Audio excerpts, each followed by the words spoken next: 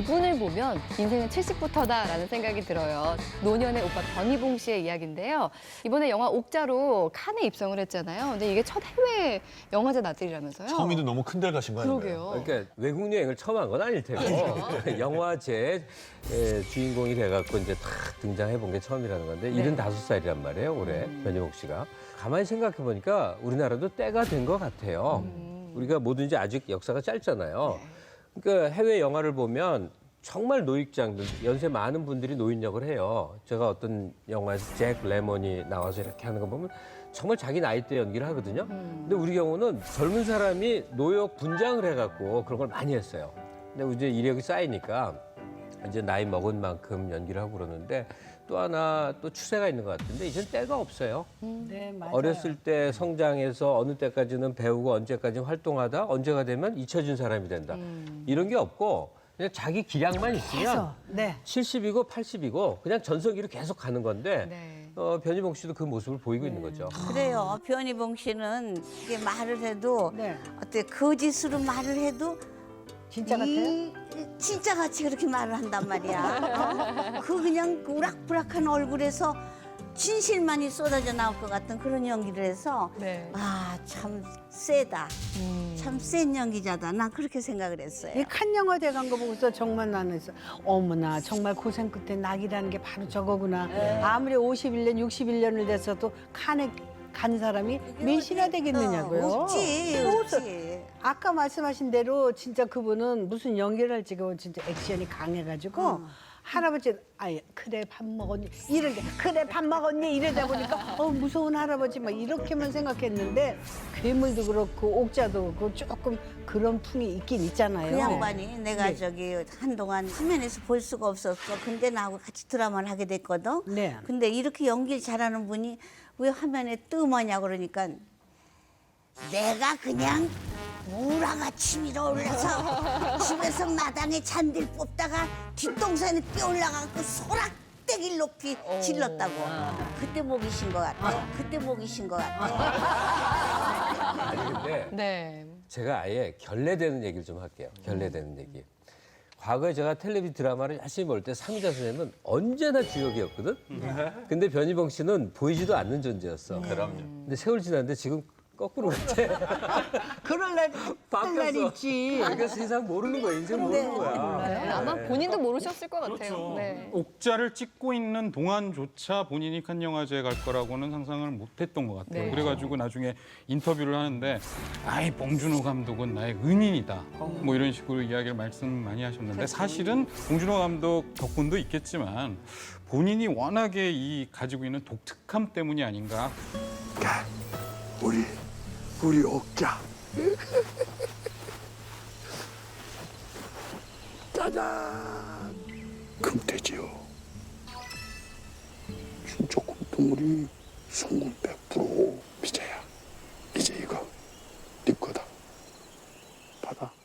근데 독특함에도 불구하고 굉장히 다양한 곳에 써먹을 수가 있어요. 시골 할아버지도 되는가 하면 대기업 회장도 되고 연쇄살인범도 될 수 있고 그 또래 남성 배우가 할 수 있는 모든 역이 다 커버가 된다는 점에서 그 장점이 옥자에서 빛을 발해서 칸 영화제까지 가게 된 것이 아닌가 그런 생각. 운도 다른 것 같아. 지금 잠깐 얘기를 해보는데 이 배우분들이 보는 시각과 네. 감독님이 보는 시각이 조금씩 다른 것 같습니다. 자, 저희 아궁이의 공식 칸 특파원 우리 홍종성 기자 현장에서 보셨죠? 어떠셨어요? 뵀을 때 저는 정말 좀 자랑스러웠어요. 그러니까 그 얘기를 먼저 하고 싶어요. 선생님이 조금도 위축된 게 없고 해외 영화인들하고 어깨를 나란히 하는데 딱 어깨 펴 있는 그 모습이 보였고 근데 또 기자들을 만나서 회견을 하는데 그런 또 당당함이 아니라 내가 이 나이에 여기 올 줄 알았냐. 너무 감사한다. 또 그런 겸손을 보이시고.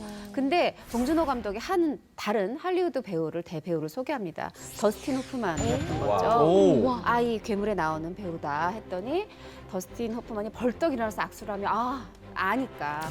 그러니까 또 이 변희봉 쌤은 아니 이 빠삐용의 이 남자가 이 졸업의 이 남자가 나를 알아? 이게 또 굉장히 또 감회가 새롭잖아요. 네. 제가 보기에는 어떻게 보면은 해외가 요번에 첫 나들이긴 하지만 지금 현재 시점에서 연기력으로 보면 대등한 두 배우죠. 저는 이제 다녀오신 다음에 한국에서 또 이제 할리우드 배우들하고 잔뜩 모여가지고 기자회견 자리가 있었는데 네. 본인 멘트가 딱 자기가 이런 호사를 언제 또 누릴지 정말 너무 감격스럽다고 얘기를 했었어요. 세상에 변희봉이가 칸 영화제에 참석을 하고 별들의 잔치를 보고 왔습니다.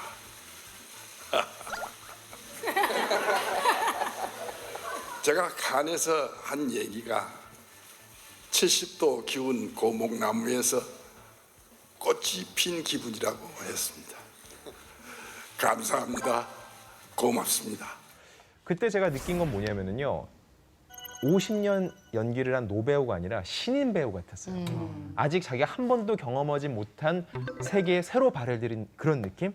그래서 얼굴에서 만면의 웃음이 계속 피어나고 그럼에도 불구하고 저는 50년 동안 그렇게 연기만 바라보고 연기밥을 드신 분이 응당 받을 수 있는 대접이라는 느낌을 받았어요. 경력이 오래됐다고 다 그러는 건 아닌데 이분은 어떻게 나이가 드시면 드실수록 더 배우로서의 가치도 인정받는 것 같고 참 그 비결이 뭘까요? 일단은 연기 폭이 넓다는 거 아니에요. 근데 나쁜 사람 연기라는 게 쉽지 않은 것 같아요. 네.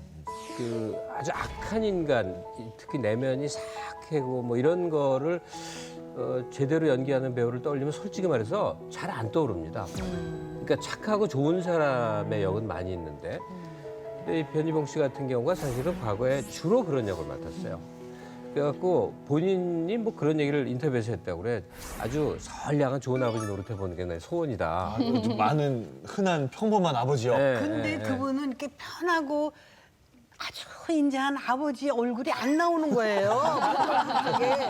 그래갖고 이 역, 저 역, 저 역 뭐 여기란 역은 다 한번 하다 보니까 요번에 맡은 역할이 그냥 몸에 배어서 그 중에 하나로 그냥 자연스럽게 나오다 보니까 뻥 하고 또 사람들이 오 이렇게 하면 이렇게 하면 이렇게. 근데 그 중에서도 인자한 할아버지 역할은 아직 못 봤다 나는. 그런. 아니, 그러니까 감독의 욕망이 있는 것 같은데 내 영화 안에 누구도 잊어버릴 수 없는 어떤 강한 역을 맡기고 싶다. 그럴 때 아마 봉준호 감독이나 강우석 감독에게 떠오른 인물이 아마 변희봉 씨였던 것 같아요. 그전에는요 정말로 악역이라든가 나쁜 신우도 나쁜 신우 이런 역할은 서로 안 하려고 그랬어요. 이미지 나쁘고 밖에 나가면 막 욕한다 그래서 절대는 안 하려고 그랬는데 난 지금이라도 막 악한 시어머니 같은 거 해보고 싶고 근데 그분은 굉장히 그건 역할에 맡은 바를 열심히 하다 보니까 오늘날 이런 영광이 있지 않아요. 아니, 김영재 씨는 악한 시어머니는 안 맞고 나이 많아도 남자 너무 좋아하는 그런 역인데 그거 이미 했잖아요. 뭐? 그렇죠. 마파도에서. 마파도. 이게 얼마만에 보는 청각들이고 총각인지 아닌지 자네가 어떻게 알아본단가? 똥인지 된장인지 뭐 봐야 합니까? 여 강댕이 실한 것 좀 벗어. 뭐하는 거? 가만, 방은 어디가 좋을까? 이 방 저 방에도 서방이 최고지. 네, 이렇게 고목나무에 꽃이 피듯이 인생의 이막을 새롭게 연 변희봉 씨인데요. 사실 그 꽃이 피우기까지 굉장히 어려운 시간들을 보내셨다고 합니다. 어떤 내용인지 함께 볼까요? 눈부신 황혼, 변희봉의 파란만장 인생사, 사투리에 꺾일 뻔했던 꿈. 야, 이 사투리 저희 아나운서들한테도 정말 사투리는 진짜 그렇죠. 어려운 일이잖아요. 네. 고치느라 고생도 많이 하고. 그렇죠. 근데 그 변희봉 씨는 사실 그 사투리의 느낌보다는 그 어떤 억양만 조금 있는 정도인데 그게 트레이드 마크라고 생각이 되는데 이게 또 고생이었습니까? 처음부터 연예계 쪽에 꿈을 꾼 건 아니었고 맨 처음에는 외가 쪽에 제약회사라는 분이 있어서 거기서 정말 잡일을 많이 했었대요. 하다 보니까 거기서 숙직실에 잠도 자면서 라디오 드라마를 많이 들었는데 그러면서 한번 도전해보고 싶다는 생각이 든 거죠. 그래서 본인이 또 교육을 받는데 그 사투리가 안 고쳐져서 너는 그냥 포기해라고 거의 제쳐주는 수준이었대요. 근데 본인이 굉장히 자존심이 상하지만은 이대로 나가면 자기가 할 수 있는 게 하나도 없잖아요. 그래서 버티고 버틴 거죠. 그리고 본인이 열심히 사투리 고치려고 매진을 하다가 서울 사람인 척 연기를 해서 결국은 1965년에 MBC 공채 성우 2기로 들어갔는데요. 여기 또 인생 보세요. 연기를 거기서 펼치셨네요. 예, 예. 전라도 사람이 서울 사람인 척하는 거. 이분은 처음부터 배우가 될 뿐이었어요. 성우는 잠시 거쳐가는 수준이었죠. 네. 자, MBC 2기 성우. 그런데 이제 동기생이 지금 탤런트로 활동하시는 김성겸 선배님, 그다음에 이순아 씨. 이렇게 동기생이에요. 근데 이제 그 사투리 쓰는 전라도 청년이 들어가서 그 쟁쟁한 배우들 사이에서 자리를 잡는 게 쉬운 일이었겠습니까? 어렵겠죠. 그 당시는 사투리 쓰면 배우가 될 수가 없었죠. 맞아요. 그리고 CF에서도 사투리 절대 안 돼요. 그래. 지금 사투리가 난무하죠. 그 당시에는 사투리 조금도 안 돼요. 근데 한 예로 내가 무슨 CF를 했는데 무슨 잘 이렇게 해야 되는데 감독이 딱 한 번만 무신으로 좀 한번 해봅시다. 무신 잘 이렇게 해갖고 그게 대히트가 됐어요. 무신잘? 무신잘? 잘? 그 다음부터 사투리가 조금 느슨해져서 사투리 써도 되겠다 싶었어요. 그 양반이 지금 들으면 참 좀 속상할 테지만 그 당시에는 변희봉 씨를 두고 수근수근 됐어요. 아, 그랬어요. 저 별명을 변두리라고 붙여가지고 그냥 변두리 역할만 하고 사투리도 변두리 사투리 한다고. 아, 변씨니까 또 거기다가. 변두리. 당시에 청년 변희봉이었잖아요. 그때 뭔가 하려고 했을 때 뭐 사투리도 그렇고 집에서는 좀 반대를 하셨을 것 같은데 어땠나요? 집에서 당연히 네. 반대를 했는데 또 집안의 내력이 있더라고요. 어떤 게 있냐면 이제 집이 좀 유복하셨어요. 할아버지도 아버지도 다 면장을 지내시고 어머니가 절에 가서 불공을 들여서 42살에 얻은 아들이었던 거예요. 네, 그러니까 면장하다 보니까 우리 아이는 좀 법조인이 되길 바랐어요. 실제로 또 법학과 입학도 했고. 근데 본인은 이게 영 아닌 거예요. 근데 부모님들도 조금 인정을 하신 것 같아요. 아, 그래, 쟤는 법조인 아닌 것 같다. 근데 아까 말한 것처럼 외가 쪽에 제약회사 하시는 분이 있어서 이제 올라가서 그나마 좀 직장 생활을 좀 잘하나 했는데 무슨 성우 왜 예전에는 이 연예인들을 좀 딴따라 이런 식으로 좀 낮춰서 했잖아요. 아니 지금 성우 딴따라를 한다고? 그래서 집에를 가도 문을 잠그고 아버님이 얼굴을 보지 않을 정도로 이제 아버님이 1967년에 돌아가셨는데 그때 아버님이 마지막 눈을 감으시면서도 남긴 유언이 서울 가지 마라. 이 얘기는 다시 가서 연예인 하지 말라는 거죠. 근데도 결단력이 대단하신 것 같아요. 또 뿌리치고 서울로 올라가셨다고 합니다. 그 당시 그 시기에 그 완고한 아버지 입장에서는요. 내 귀한 자식이 원래 우리 말투 버리고서는 애써 표준어 하려는 게 조금 못마땅하실 수도 있다는 생각이 들어요. 근데 이래나 저래나 유언으로 서울 가지 마라 했음에도 불구하고 또다시 서울 가는 버스에 오르십니다. 근데 올라서 생각하는 건 이거예요. 그래 때려치우자. 이렇게까지 하지 말라고 하시는 거 하지 말자. 아버지 유언인데. 그럼에도 불구하고 서울로 올라온 이유는 뭐냐? 조문해준 분들에게 마지막 인사를 하기 위해서 방송국을 갔던 거예요. 네. 근데 거기서 또 변희봉 씨를 한 PD분이 잡습니다. 네. 나랑 한 번만 이거 해보자. 잘 될 것 같습니다. 합시다. 근데 이게 또 본인 입장에서는 약이 진짜 독이 된 거예요. 너무 잘 돼서 그때부터는 이제 연기자 쪽으로 풀리기 시작을 했다는 거예요. 진짜 운명 같은 상황인 그러니까요. 거잖아요. 그러면 성우에서 배우로 전향을 한 건데 그 뒤에는 일이 좀 잘 풀렸나요? 그러니까 1965년에 성우가 되고 네. 그다음에 TV 드라마에 나온 게 1970년 홍콩 101번지라는 드라마가 있었대요. 그걸로 이제 데뷔를 하는데 좀 미안한 얘기지만 이게 남녀 주연 배우가 좀 얼굴이 타고납니다. 그러니까 변희봉 씨의 그 광대뼈, 마른 몸 등등에서 느껴지는 거는 청춘물의 남자 주인공 역은 아니었던 거예요. 오히려 그 남자 선량한 남자를 괴롭히는 역. 네. 그러니까 이후에 뭐 그때 수사반장 이런 거 할 때 반드시 범죄인이 필요하잖아요. 그럼 세상에 쓰리꾼, 도둑놈 이런 거. 스리꾼 참 오랜만에 듣는다. 잡범들. 도둑놈. 그리고 지금 없어진 직업인데 네. 옛날 도굴꾼이 그렇게 많았어요. 많았어요. 하여간 배우로서 이제 살아남겠다 했는데 그러기 위해서 기초적인 생계가 됐던 외화 더빙, 성우역도 다 포기를 했다는 거예요. 근데 역할은 하여튼 계속 그런 소위 나쁜 놈. 근데 이것만 그 당시에 좀 나쁜 놈, 사기꾼, 쓰리꾼 이런 사람들은 희한하게 왜 그때마다 전라도 사투리 썼는지 모르겠어요. 그게 왜 그랬을까요? 이거 쑤셔본 게 이러면서 이 사기 칠 적에 꼭 전라도 말을 해야지. 재밌으니까요. 그런가 봐요. 재밌으니까. 그래서 전라도 말이 굉장히 그 당시에는 막 선풍적으로 막 배우고 싶어서 저도 막 한참 배웠던 기억이 나요. 그래요? 아, 그럼 네. 본인의 한계였던 건데 오히려 장점으로 좀 작용하게 그럴 되는 수 거네요. 있죠. 네. 그러니까 제가 1990년대 초반에 부산에서 연극영화과를 나왔거든요. 네네. 그래가지고 이제 연기 공부를 하면은 사투리를 꼭 고쳐야만 서울에 가서 연기를 할 수 있다고 그랬어요. 90년대 초반까지도. 왜냐하면은 사투리 못 고치면 서울 가서 깡패역밖에 못 해. 이런 상황이었거든요. 경상도네. 예. 그랬듯이 이상하게 그 당시에는 지역 감정이 이상하게도 이 범죄자들 악역은 전라도 사투리를 쓰는 경우가 굉장히 많았던 거죠. 그게 본인이 전라도 사투리의 네이티브 스피커이기 때문에 그게 오히려 장점이 그때는 됐었던 거죠. 이게 우리 재밌게 얘기하는 시간인데 네. 갑자기 막 진지한 얘기하기는 그런데 정말 이게 우리 역사에서 좋지 않았던 내력이에요. 맞습니다. 뭐냐면 그 당시가 박정희 정권이었고 그게 이 영남 기반이고 이 정권의 눈치들을 보니까 나쁜 역은 전라도 사투리 쓰게 하고 의리 있고 뭐 강단 있고 선한 역은 경상도 사투리를 만들어 놓으니까 우리는 알게 모르게 그 이미지가 배워버린 거라. 그런 게 있죠. 예. 예. 그랬어요 그 당시. 그러니까 이게 근데 굉장히 끔찍한 이제 일이야. 그렇게 성우에서 텔레비전으로 무대를 옮겼지 않습니까? 근데 이미 MBC라는 방송에서 텔레비전에 그 쟁쟁한 최보람, 전훈, 박근영, 네. 정욱, 오지명 이런 뭐 바로 위에 선배님들이 딱 자리를 잡고 있으니까 이름만 들어도 성우도 쟁쟁하네요. 어려웠지만 정말 탤런트 생활이 과연 쉬웠겠습니까? 그러게요. 더더군다나 그 사투리에. 그래서 정말 지금 아까 그 배역들 쭉 말씀해주셨죠. 저는 기억에 남는 게 박수무당 역할을 또 그렇게 하셨어요. 네. 그러니까 뭐 옳지, 이런 거. 정말 그 안 하는 역할, 보통 사람들이 할 수 없는 역할까지 하셨는데 그 어려움 가운데서 결국은 쭉 이겨내고 지금까지 올 수 있었던 거는 결국 연기에 대한 열망, 열정이었을 기반이 것이다. 다 다져진 그럼요. 거야, 근데 그냥. 제 기억에 어렸을 때 제가 방송국 들어와서 변희봉 선배 그럼 제일 기억이 투덜투덜. 그러니까 이게 뭐냐면 왜 저 사람은 저 배우를 주는데 나는 못해 이거예요. 그래서 늘 불만에 있었던 형님이다. 변희봉 쌤이 딸이 셋이 있는데 그중에 초등학교 6학년, 큰딸이 초등학교 6학년일 때 아빠는 그런 역할 안 하면 못 먹고 살아? 이렇게 얘기를 했을 만큼 주변에서 많이 놀림을 이미 딸아이도 당한 거죠.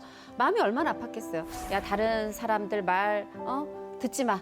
이렇게 하시면서 막 집안에서 텔레비전을 없애보기도 하고 못 보기도 하고 그랬지만 이게 잘 안 됐을 거 아니에요. 가장이었으니까 싫어도 할 수밖에 없었고 또 그 방송국 풍토라는 게 이상해요. 왜냐하면 악역으로 그 사람이 이름을 놨다. 그러면 한 10년 동안은 그 악역만 우려먹거든요.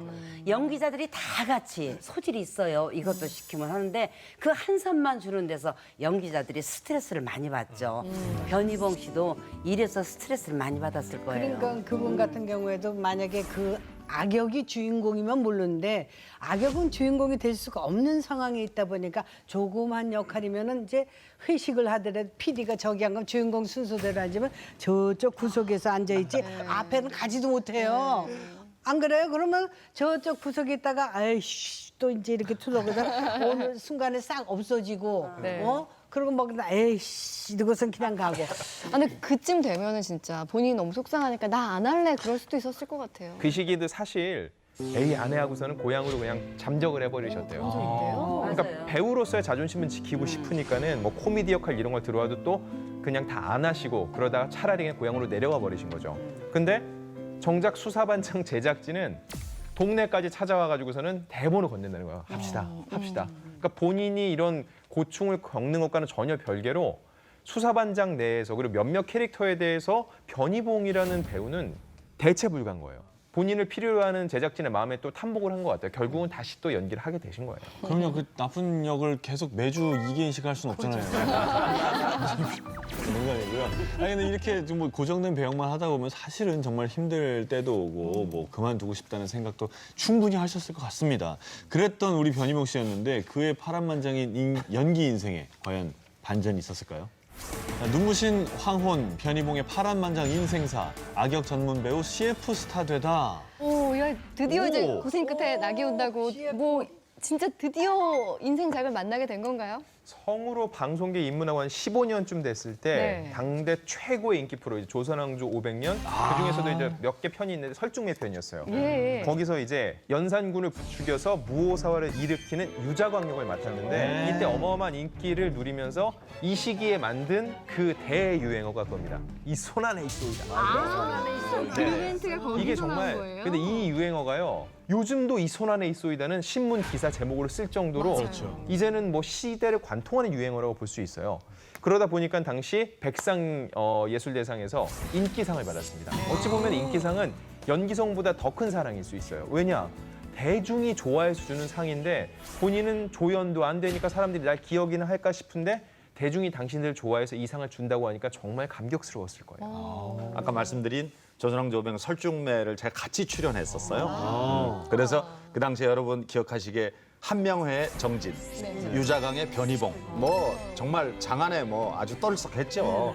그래서 여러분 아시겠지만 그때 배우들이 인기의 척도는 CF를 찍느냐 못 찍느냐. 아마 인생 처음으로 우리 변희봉 선배께서 CF를 찍으셨을 거예요. 감기 잡으러 왔소이다. 감기 몸살 바로 이 손 안에 있소이다. 바로 이 손 안에 있소이다. 바로 이 손 안에 있소이다. 변희봉 형님 CF가 나가니까 그때는 탤런트실에 배우들이 다 모여 있잖아요. 야, 희봉이가 CF를 찍었어 막 이러시는 거예요. 그래서 사실 변희봉 선배 제가 기억에 뭐 맛있는 걸 많이 얻어먹은 기억은 없는데 그 당시에 CF를 하셨다고 그래가지고 전체 회식해가지고 한번 거하게 한턱 내신 기억이 있습니다. 그 변희봉 선배가 친했던 사람이 돌아가신 김모생 씨, 또 홍성민 씨. 맞아요. 친했거든요, 세 분이. 근데 그분들이 제일 놀렸지. 야, 이놈아, 한턱 가지고 돼? 놀턱이를 뜯어내야 돼. 그렇게 많이 놀렸죠. 네, 이렇게 오랫동안 우직하게 한 길을 걸어오신 결과 이제 드디어 꽃길을 걷게 되는데 그 이후에도 계속 잘 풀리신 건가요? 근데 문제는 네. 그 사람이 배역에 너무 녹아 있으면 네. 그 드라마가 끝나면 이어지지 않는 것 같아요. 그러니까 배역과 상관없이 그 사람으로서 인기를 얻었어야 되는데 변희봉 씨는 그때 그 유자강 역이라는 게 너무 강했거든요. 그러니까 그거 끝나고 나서 그냥 잘 안 됐어요. 이후에 계속 출연을 했는데 그런 식으로 인상적인 배역이 아니었던 거죠.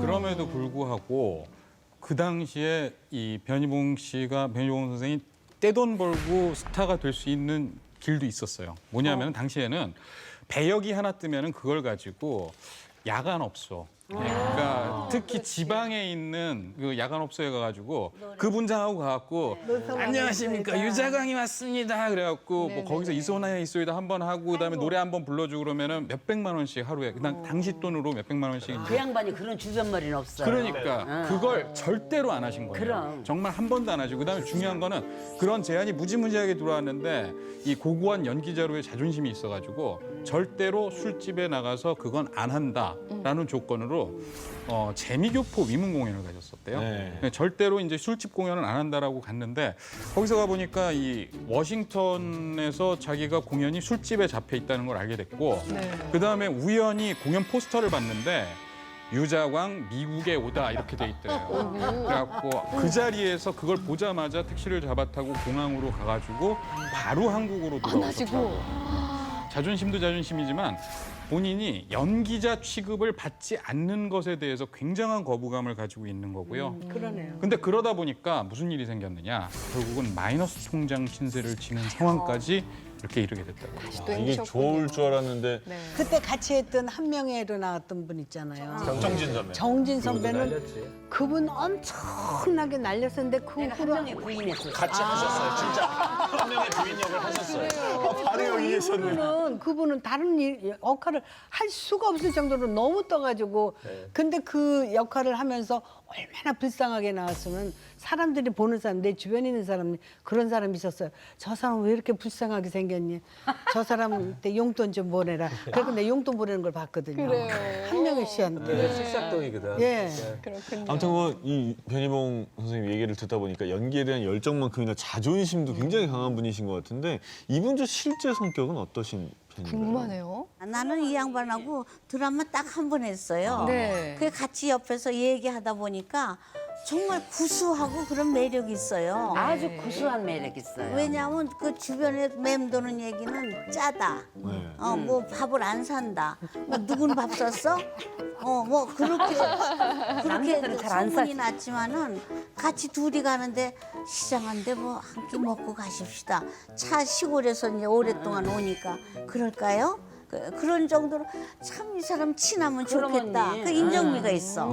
그러니까 누구한테든지 간섭을 잘 안 하는 스타일이에요. 그러니까 혼자서만 이렇게 식사 시간이라도 혼자서 슬그머니 나가서 드시고 오고 누구한테 먹었어. 어울리고 나도 몇 번 얻어먹었어. 그거는 한두 명씩이겠지만 같이 막 이렇게 어울리는 그러지, 성격이 그러지. 아니야. 그러니까 항상 뭐 후배들한테도 정말 잘못되면 불러내지 않지. 사람 많은 데서 왜 야, 엄마 너는 말이야 뭐 이런 사람들도 선배들이 있잖아. 근데 이분은 그렇진 그런 않죠. 거는 안 하시는 것 같아. 항상 조용조용하신 것 같아. 방금 말씀하시는데 제가 초치려고 이런 얘기하는 건 아니고요. 그러나 약간 까다로운 부분도 있지요, 있으신 그거는. 거예요. 맞아요. 그렇죠.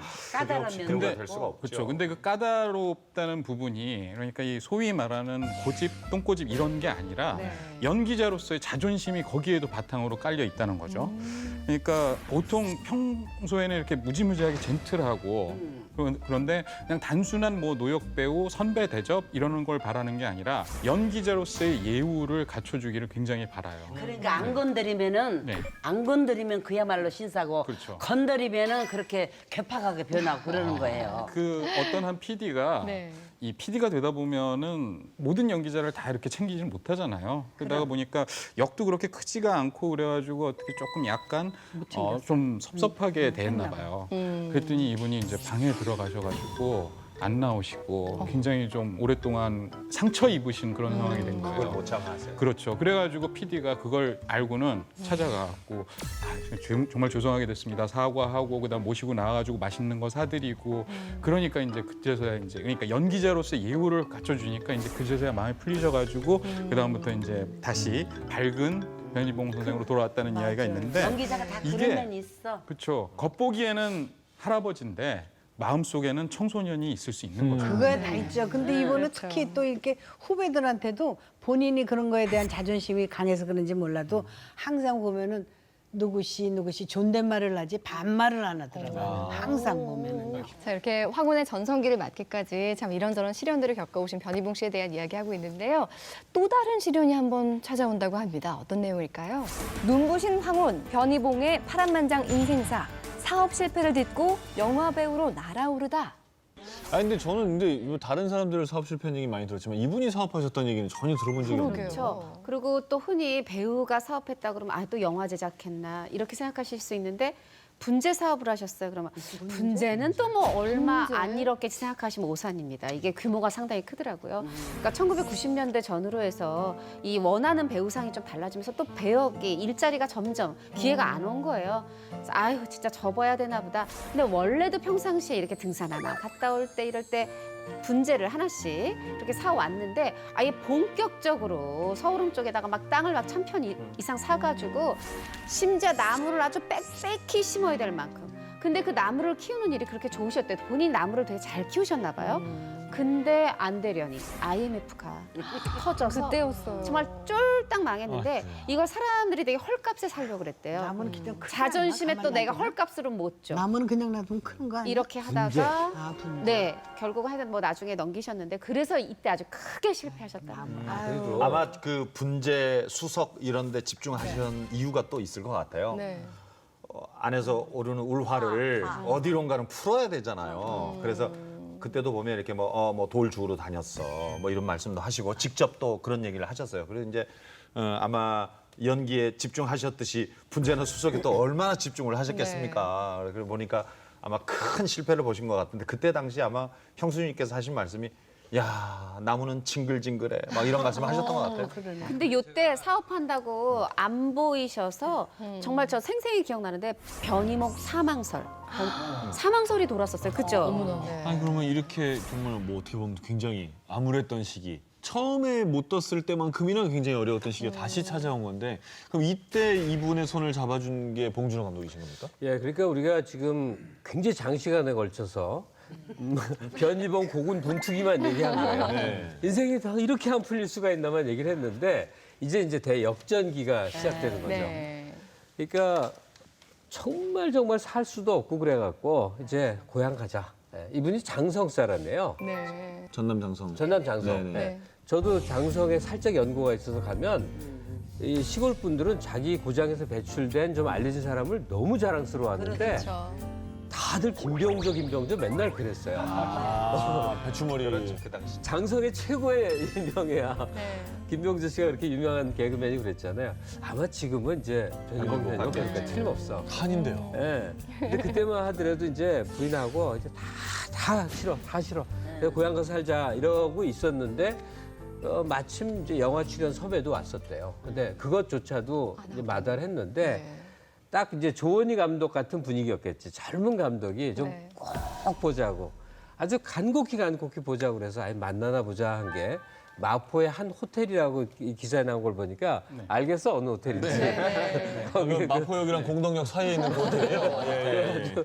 그 만나자고 한 사람이 바로 봉준호 감독이었고 그 뭐 대중적으로 크게 히트는 안 했지만 그 얘기가 통한 거죠. 이때부터는 이제 새 인생사가 펼쳐지는 겁니다. 그랬는데 사실 이 변희봉 씨가 80년대 영화를 몇 편 정도 했는데 그때 역할들 때문에 대한민국 충무로 영화계 자체에 대한 기분이 굉장히 안 좋으셨대요. 색깔 있는 남자라는 영화가 있는데 네. 그 영화에서는 그 좀 변태 그러니까. 이런 역할로 등장을 했었고 그다음에 남기남 감독하고 변희봉 선생이 또 이 중학교 동창이래요. 예. 그래가지고 둘이 친구였는데 이 남기남 감독의 영화 중에 시 바지 아니고 시네리라는 영화가 있습니다. 예. 이 시네리에 출연을 하면서 이 남기남 감독하고 사이가 아주 멀어질 만큼 그렇게 안 좋았대요. 그래갖고 나는 충무로에서 영화 한다는 것들은 난 꼴도 보기 싫어 이런 상황에서 봉준호 감독을 만난 거죠. 그래서 봉준호 감독을 처음 만났을 때는 거절을 하려고 만났다고 해요. 근데 그 자리에 앉아가지고 봉준호 감독이 수사반장에서 무슨 에피소드에서 무슨 역을 맡으셨는데 그 순간 이 수사반장은 최불암이 주인공이 아니라 변희봉이 주인공이 되더라. 어떤 식으로 극을 지배했더라. 이런 걸 논리정연하게 쫙 얘기를 하는데 안 넘어갈 수가 없는 거죠. 근데 본인께서는 이 플란다스에게 출연을 결정하고도 뭔가 마음이 찜찜했대요. 근데 뭐 그 왜 지하실에서 그 개 이렇게 하는 거잖아요. 그런 행동들, 말투 이런 것들이 뭔가 이렇게 내키진 않았던 거예요. 근데 그래도 열심히 찍었고 근데 막상 시사회 날이 됐는데도 아유 이걸 시사회장으로 가야 되나 그런 마음이 들 정도로 그래서 방송국 옆에서 깡소주를 그냥 이렇게 유리컵에다가 2번에 나눠서 퍽퍽 한 병을 먹고 네. 택시를 타고 갔는데 영화를 봤더니 어머 영화가 괜찮은 거예요. 네. 내가 이 감독을 더 믿었어야 됐구나 그런 생각이 들었고 그걸 시작으로 해서 그 뒤에 뭐 살인의 추억, 괴물, 옥자까지 정말 이게 함께 오면서 봉준호 감독의 페르소나가 됐죠. 그래서 저는 봉준호 감독에게도 너무 좋은 배우였지만 또 변희봉 선생님한테는 이 영화 배우로서 정말 전성기를 문을 열어준 게 봉준호 감독이다. 현장 보존 개판이야 지금. 에이 그 노인네 그 참 지금 현장 보존이 안 돼. 감식관이 이 새끼들아. 이거 인생 말년에 이거 무슨 꼬라지냐 이거 내 정말.